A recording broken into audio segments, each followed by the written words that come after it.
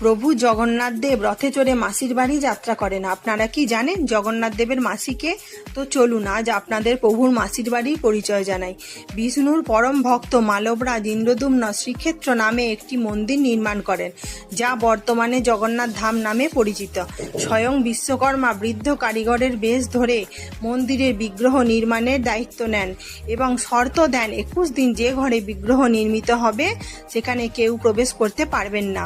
এমতো অবস্থায় রাজা ইন্দ্রদ্যুম্নের পত্নী গুন্ডিচা দেবী অত্যন্ত কৌতূহলের বশবর্তী হয়ে 21 দিনের আগেই মন্দিরের দরজা খুলে দেখেন 3টি অসমাপ্ত মূর্তি এবং কারিগর উদাও।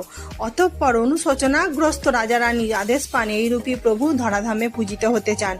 এই তো রানী গুন্ডিচা মাতাই হলেন জগন্নাথ দেবের মাসি এবং তার গৃহই হলো প্রভুর মাসির বাড়ি। চ্যানেলটা যদি ভালো লাগে লাইক শেয়ার কমেন্ট করবেন, আর যদি ভালো লাগে সাবস্ক্রাইব করবেন। জয় জগন্নাথ।